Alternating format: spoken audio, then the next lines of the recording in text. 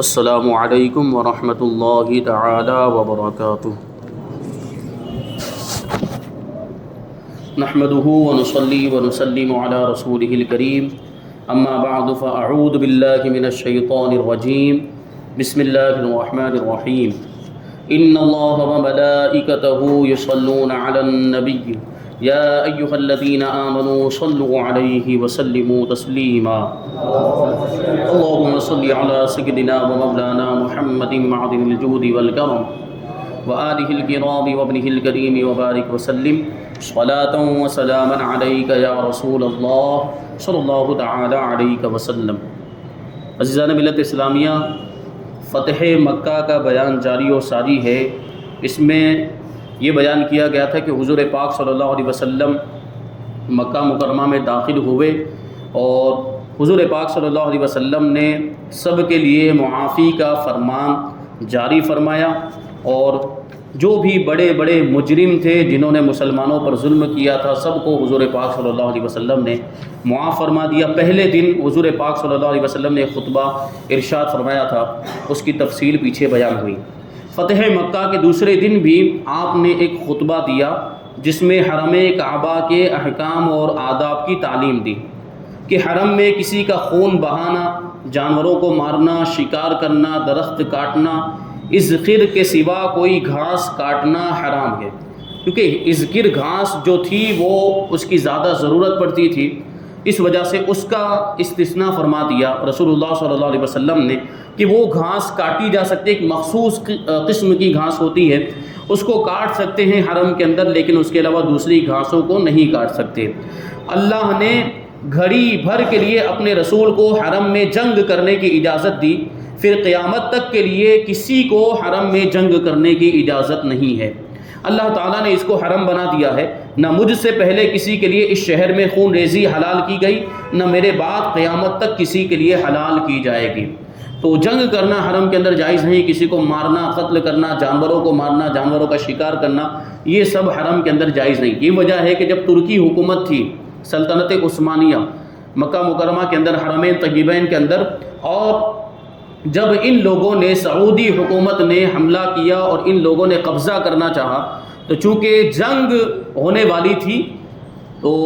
سلطنت عثمانیہ کے جو بادشاہ تھے، جو آخری بادشاہ تھے، انہوں نے اس بات کو گوارا نہیں کیا کہ حرم کے اندر خون ریزی ہو، قتل و غارت گری ہو، جنگ ہو، اس لیے انہوں نے ہتھیار ڈال دیے تھے اور حکومت ان کے حوالے کر دی اور معاہدہ ہوا، ایگریمنٹ ہوا تھا۔ بس بہرحال ان کا جو عمل تھا وہ اسی پر تھا کہ حرم کے اندر جنگ کرنا جائز نہیں ہے۔ سنی حکومت، اور وہ رسول اللہ صلی اللہ علیہ وسلم کے احکام پر عمل کرنے والے، رسول اللہ سے محبت کرنے والے سارے عاشقان مصطفیٰ تھے، اور ان کی حکومت کے اندر جب تک یہ سلطنت عثمانیہ رہی، سارے مقدس مقامات اور ساری یادگاریں یہ محفوظ تھیں۔ اور جیسے ہی یہ سعودی حکومت آئی، نجدی حکومت آئی، ان لوگوں نے سارے مقدس مقامات کو ختم کرنے کی کوشش کی، اور جو تبرکات تھے، جو یادگاریں تھیں، ان کو مٹانے کی کوشش کی۔ انہوں نے دیکھیں آپ تو آج جنت البقیع کے اندر، جنت المعلیٰ کے اندر صحابہ کرام کے جو مزارات تھے ان کے نشانات ختم کر دیے، قبروں کو زمین سے ملا دیا، اور کسی کی قبر کے بارے میں اب یہ معلوم نہیں ہے کہ یہ کس کی قبر ہے۔ کسی کی قبر پر تختے لگانے کی اجازت نہیں، نام لگانے کی اجازت نہیں، سب مقدس مقامات کے نشانات مٹا دیے، سب یادگاروں کو مٹا دیا۔ یہ دیکھیں، یہ صحابہ کرام کے مزارات تھے، صحابہ کرام سے نسبت رکھنے والی چیزیں، رسول اللہ سے نسبت رکھنے والی چیزیں، ان سب کو ان لوگوں نے ختم کر دیا۔ اور اب اس کا نتیجہ معاذ اللہ یہ دیکھیں کہ اب یہ دوسروں کی یادگاروں کو باقی رکھ رہے ہیں۔ ابھی کچھ دن پہلے نیوز کے اندر آیا تھا کہ وہ سلمان خان کے ہاتھوں کا نشان لیا گیا اور اس کو میوزیم کے اندر سجایا گیا۔ یہی وہ لوگ ہیں جو اللہ والوں سے نسبت رکھنے والی چیزوں کو مٹاتے تھے۔ مقدس مقامات کو انہوں نے جو ہے کہ مسمار کیا، اور صحابہ کرام کے مزارات کو انہوں نے ختم کیا، ان کو ڈھایا، ان کو یادگاروں کو ختم کیا۔ اور اب یہی لوگ بدبخت قسم کے انسان، ایک خبیث قسم کے انسان، سلمان خان جو پوجا بھی کیا کرتا ہے، مورتیوں کی پوجا کیا کرتا ہے، اس کے ہاتھوں کا نشان لے کر میوزیم میں لگا رہے ہیں۔ دیکھیے کہاں تک پہنچے گی، ان کی بے ادبی ان کو کہاں تک لے کے گئی۔ اب اس میں ان کو شرک نظر نہیں آ رہا ہے، سلمان خان کے ہاتھوں کا نقش لے کر لگا رہے ہیں میوزیم کے اندر، اس میں ان کو شرک اور بدعت نظر نہیں آ رہا ہے۔ صحابہ کرام کے مزارات کے اندر اور بزرگان دین کے مزارات میں ان کو شرک نظر آتا تھا۔ تیرے حبیب کا چمن کیا برباد، الہی نکلے یہ نجدی بلا مدینے سے۔ انصار نے قریش کے ساتھ جب رسول اللہ صلی اللہ علیہ وسلم کے اس کریمانہ حسن سلوک کو دیکھا کہ حضور پاک صلی اللہ علیہ وسلم نے سارے مکہ والوں کو، کفار کو معاف فرما دیا، اور حضور صلی اللہ علیہ وسلم کچھ دنوں تک مکہ میں ٹھہر گئے، تو انصار کو، یعنی جو مدینہ منورہ کے جو صحابہ کرام تھے، انصار صحابہ کرام، ان کو یہ خطرہ لاحق ہو گیا کہ شاید رسول اللہ صلی اللہ علیہ وسلم پر اپنی قوم اور وطن کی محبت غالب آ گئی ہے، کہیں ایسا نہ ہو کہ آپ مکہ ہی میں رہ جائیں، مکہ ہی میں اقامت کر لیں، یہی سکونت اختیار کر لیں، کیونکہ وہ محبت کرنے والے تھے۔ اور رسول اللہ صلی اللہ علیہ وسلم جب مدینہ منورہ میں آئے تو انہوں نے جانثاری اور وفاداری کا ثبوت دیا تھا انصار صحابہ کرام نے۔ اب مکہ فتح ہو گیا تھا، اب مکہ فتح ہونے کے بعد چونکہ حضور پاک صلی اللہ علیہ وسلم کا وطن اصلی وہیں پہ حضور پاک کی پیدائش ہوئی تھی، اور حضور پاک مکہ سے بڑی محبت کرتے تھے، تو اب انصار صحابہ کرام کو یہ ہوا کہ اب تو مکہ فتح ہو چکا ہے، کہیں حضور صلی اللہ علیہ وسلم مکہ کے اندر ہی نہ رہ جائیں اور ہم کو چھوڑ دیں۔ یہ بات ہوئی تو ان کو یہ خطرہ لاحق ہوا کہ کہیں ایسا نہ ہو کہ آپ مکہ ہی میں ٹھہر جائیں اور ہم لوگ آپ سے دور ہو جائیں، جدا ہو جائیں۔ جب حضور صلی اللہ علیہ وسلم کو انصار کے اس خیال کی اطلاع ہوئی تو آپ نے فرمایا معاذ اللہ اے انصار، المحیا محیاکم والممات مماتکم، اب تو ہماری زندگی اور ہماری وفات تمہارے ہی ساتھ، یعنی جینا مرنا اب تمہارے ساتھ ہے، زندگی بھی تمہارے درمیان ہوگی، اور ظاہری طور پر وفات پانے کے بعد مزار پاک بھی مدینہ منورہ کے اندر ہی بنے گا۔ یہ سن کر فرط مسرت سے انصار کی آنکھوں سے آنسو جاری ہو گئے، اور سب نے کہا کہ یا رسول اللہ صلی اللہ تعالیٰ علیہ وسلم، ہم لوگوں نے جو کچھ بھی ہمارے دلوں میں جو کچھ بھی خیال آیا یا زبان سے ہم نے جو کچھ بھی کہا، اس کا سبب آپ کی ذات مقدسہ کے ساتھ ہمارا جذبہ عشق ہے، یعنی محبت کی وجہ سے ہم نے کہا تھا کہ کہیں ہم سے آپ کی جدائی نہ ہو جائے، کیونکہ آپ کی جدائی کا تصور ہمارے لیے ناقابل برداشت ہو رہا تھا۔ یہ محبت کی علامت ہوتی ہے کہ محبوب سے جدا نہیں ہونا چاہتا محبت کرنے والا۔ جب نماز کا وقت آیا تو حضور صلی اللہ علیہ وسلم نے حضرت بلال رضی اللہ تعالیٰ عنہ کو حکم دیا کہ کعبے کی چھت پہ چڑھ کے اذان دیں۔ جس وقت اللہ اکبر کی ایمان افروز صدا بلند ہوئی تو حرم کے حصار اور خانہ کعبہ کے در و دیوار پر ایمانی زندگی کے آثار نمودار ہو گئے، مگر مکہ کے وہ نو مسلم جو ابھی کچھ ٹھنڈے پڑ گئے تھے، اذان کی آواز سن کر ان کے دلوں میں غیرت کی آگ پھر بھڑک اٹھی۔ چنانچہ روایت ہے کہ حضرت عتاب بن اسید نے کہا کہ خدا نے میرے باپ کی لاج رکھ لی کہ اس آواز کے سننے سے پہلے ہی اس کو دنیا سے اٹھا لیا، اور ایک دوسرے سردار قریش کے منہ سے نکلا کہ اب جینا بیکار ہے۔ حالانکہ مسلمان ہو چکے تھے لیکن نئے نئے مسلمان ہوئے تھے تو پرانی غیرت پھر سے جاگ گئی، مگر اس کے بعد حضور صلی اللہ علیہ وسلم کے فیض صحبت سے حضرت عتاب بن اسید رضی اللہ تعالیٰ عنہ کے دل میں نور ایمان کا سورج چمک اٹھا اور وہ صادق الایمان مسلمان بن گئے، سچے مسلمان بن گئے۔ چنانچہ مکہ سے روانہ ہوتے وقت حضور صلی اللہ علیہ وسلم نے انہی کو مکہ کا حاکم بنا دیا۔ اب یہ دوسرا دن گزر چکا، دوسرے دن کا خطبہ حضور پاک صلی اللہ علیہ وسلم نے ارشاد فرمایا۔ اس کے بعد حضور صلی اللہ علیہ وسلم کوہ صفا کی پہاڑی کے نیچے ایک بلند مقام پر تشریف فرما ہوئے، اور لوگ جوق در جوق آپ کے دستے حق پرست پر اسلام کی بیعت کرنے لگے، یعنی اسلام قبول کرنے لگے۔ مردوں کی بیعت ختم ہو چکی تو مردوں کو حضور پاک صلی اللہ علیہ وسلم اس طریقے سے بیعت کرتے تھے کہ ان کے ہاتھ کو اپنے ہاتھ میں لے کر وہ کلمہ پڑھاتے تھے اور شہادت کا اقرار کرواتے تھے۔ تو جب مردوں کی بیعت ختم ہو چکی تو عورتوں کی باری آئی۔ حضور صلی اللہ علیہ وسلم ہر بیعت کرنے والی عورت سے جب وہ تمام شرائط کا اقرار کر لیتی تو آپ اس سے فرما دیتے تھے کہ قد باعتکی، کہ میں نے تجھ سے بیعت کر لی، یعنی عورتوں سے مصافحہ نہیں فرماتے تھے۔ حضور پاک صلی اللہ علیہ وسلم عورتوں کے ہاتھوں کو اپنے ہاتھ میں نہیں لیتے تھے، بس اقرار کرواتے تھے، شرائط کا اقرار کرواتے، پھر کہتے کہ بیعت ہو گئی۔ حضرت بی بی عائشہ رضی اللہ تعالیٰ عنہ کا بیان ہے کہ خدا کی قسم آپ کے ہاتھ نے بیعت کرتے وقت کسی عورت کے ہاتھ کو نہیں چھوا، صرف کلام ہی سے بیعت فرما لیتے تھے۔ اب یہ جو جاہل قسم کے پیر چلے ہیں، پیران اعظام بھی نہیں کہہ سکتے ان کو، اعظام کا مطلب ہوتا ہے عظمت والے، ایسے پیر عظمت والے ہو ہی نہیں سکتے جو اس طرح کی خرافات کرتے ہیں، عورتوں سے مصافحہ کرتے ہیں، عورتوں سے بے پردہ ملتے ہیں، ملاقاتیں ہوتی ہیں، بات چیت کرتے ہیں اور کہتے ہیں کہ ہم تو ان کے باپ ہیں، یہ تو ہماری بیٹی ہے۔ کیسے بیٹی ہو گئی؟ پیر باپ کے درجے میں نہیں ہوتا، پیر بھی اسی طرح غیر محرم ہے جس طریقے سے دوسرے اجنبی غیر محرم ہوا کرتے ہیں، جس طریقے سے دوسرے غیر محرموں سے پردہ لازم ہے، اسی طریقے سے پیر سے بھی پردہ کرنا لازم۔ حالانکہ رسول اللہ صلی اللہ علیہ وسلم کا مقام و مرتبہ بہت بلند و بالا، پوری امت، پوری قوم کے لیے اور پوری جو ہے کہ سارے مسلمانوں کے لیے، چاہے وہ مرد ہوں اور عورتیں ہوں، آپ کا مقام و مرتبہ بہت بلند و بالا ہے، اس کے باوجود یہ احتیاط کا عالم، کہ ہاتھ نہیں لگایا، کسی عورت سے مصافحہ نہیں فرمایا حضور پاک صلی اللہ علیہ وسلم نے. اور آج کل کے وہ جاہل پیر اس طرح کے خرافات کرتے ہوئے نظر آتے ہیں. اللہ تبارک و تعالیٰ سب کو ہدایت عطا فرمائے. انہی عورتوں میں نقاب اوڑھ کر ہند بن عتبہ بن ربیعہ بھی بیعت کے لیے آئی، جو حضرت ابو سفیان رضی اللہ تعالیٰ عنہ کی بیوی اور حضرت امیر معاویہ رضی اللہ تعالیٰ عنہ کی والدہ ہیں. یہ وہی ہند ہیں جنہوں نے جنگ احد میں حضرت امیر حمزہ رضی اللہ تعالیٰ عنہ کا شکم چاک کر کے ان کے جگر کو نکال کر چبا ڈالا تھا، اور ان کے ناک کان کو کاٹ کر اور آنکھ کو نکال کر ایک دھاگے میں پرو کر گلے کا ہار بنایا تھا. اتنا سخت برتاؤ انہوں نے کیا تھا. جب یہ بیعت کے لیے آئیں تو حضور صلی اللہ علیہ وسلم سے نہایت دلیری کے ساتھ گفتگو کی، اور ان کا مکالمہ اس طریقے سے کہ رسول اللہ صلی اللہ علیہ وسلم نے فرمایا تم خدا کے ساتھ کسی کو شریک مت کرنا، یعنی شرک مت کرنا. تو ہند بن عتبہ نے کہا کہ یہ اقرار آپ نے مردوں سے تو نہیں لیا، لیکن بہرحال ہم کو منظور ہے. رسول اللہ صلی اللہ علیہ وسلم نے ارشاد فرمایا کہ چوری مت کرنا. تو ہند بن عتبہ جواب دیتی کہ میں اپنے شوہر ابو سفیان کے مال میں سے کچھ لے لیا کرتی ہوں، معلوم نہیں یہ بھی جائز ہے یا نہیں. رسول اللہ نے فرمایا کہ اپنی اولاد کو قتل نہ کرنا. ہند بن عتبہ نے کہا ہم نے تو بچوں کو پالا تھا، اور جب وہ بڑے ہو گئے تو آپ نے جنگ بدر میں ان کو مار ڈالا، اب آپ جانے اور وہ جانے. یہ اتنی دلیری کے ساتھ وہ جواب دے رہی تھی بلا جھجک. بہرحال حضرت ابو سفیان اور ان کی بیوی ہند بن عتبہ دونوں مسلمان ہو گئے، لہٰذا ان دونوں کے بارے میں بدگمانی یا ان دونوں کی شان میں بد زبانی یہ روافظ یعنی شیعوں کا مذہب ہے. اہل سنت کے نزدیک ان دونوں کا شمار صحابہ اور صحابیات کی فہرست میں اور صحابہ کرام کی شان میں گستاخی کرنا جائز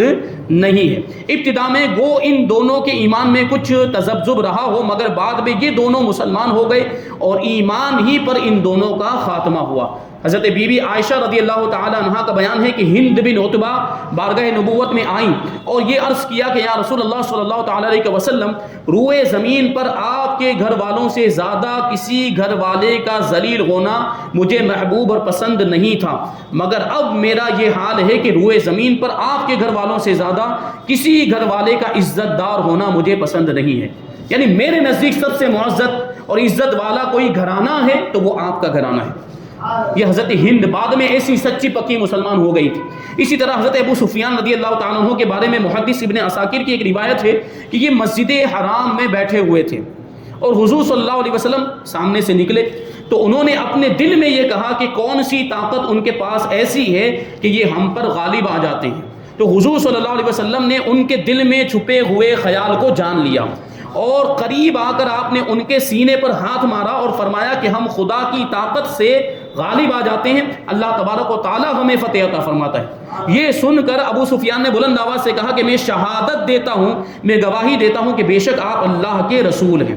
اور محدث حاکم اور ان کے شاگرد امام بہقی نے حضرت ابن عباس رضی اللہ تعالیٰ عنہما سے یہ روایت کی کہ حضرت ابو سفیان رضی اللہ تعالیٰ عنہ نے حضور صلی اللہ علیہ وسلم کو دیکھ کر اپنے دل میں کہا کہ کاش میں ایک فوج جمع کر کے دوبارہ ان سے جنگ کرتا. ادھر ان کے دل میں یہ خیال آیا ہی تھا کہ حضور صلی اللہ علیہ وسلم نے آگے بڑھ کر ان کے سینے پر ہاتھ مارا اور فرمایا کہ اگر تو ایسا کرے گا تو اللہ تعالیٰ تجھے ذلیل و خوار کر دے گا. یہ سن کر حضرت ابو سفیان رضی اللہ تعالیٰ عنہ توبہ اور استغفار کرنے لگے اور عرض کیا کہ مجھے اس وقت آپ کی نبوت کا یقین حاصل ہو گیا کیونکہ آپ نے میرے دل میں چھپے ہوئے خیال کو بھی جان لیا.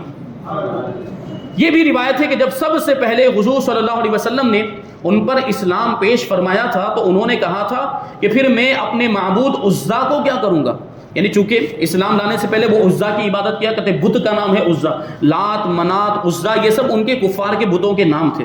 تو ابو سفیان نے یہ کہا تھا کہ میں اپنے معبود یعنی اپنے بت عزا کا کیا کروں گا. تو حضرت عمر رضی اللہ تعالیٰ عنہ نے برجستہ فرمایا تھا کہ تم عزا پر پاخانہ پھیر دینا. چنانچہ حضور صلی اللہ علیہ وسلم نے جب عزا کو توڑنے کے لیے حضرت خالد بن ولید رضی اللہ تعالیٰ عنہ کو روانہ فرمایا تو ساتھ میں حضرت ابو سفیان رضی اللہ تعالیٰ عنہ کو بھی بھیجا اور انہوں نے اپنے ہاتھ سے اپنے پرانے معبود عزا کو توڑ ڈالا. یہ محمد بن اسحاق کی روایت ہے اور ابن ہشام کی روایت ہے کہ عزا کو حضرت علی رضی اللہ تعالیٰ عنہ نے توڑا تھا. گزشتہ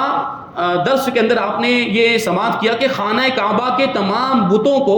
اور دیواروں پہ جو تصویریں لٹکی ہوئی تھی ان کو توڑ پھوڑ کر اور مٹا کر مکہ کو تو حضور صلی اللہ علیہ وسلم نے بت پرستی کی لعنت سے پاک کر ہی دیا تھا، لیکن مکہ کے اطراف میں بھی بت پرستی کے چند مراکز تھے یعنی لات، منات، سوا، عزا، یہ چند بڑے بڑے بت تھے جو مختلف قبیلے کے معبود تھے، یعنی مختلف قبیلوں کو لوگ جو ہے مختلف بھگوانوں اور معبود کو اپنا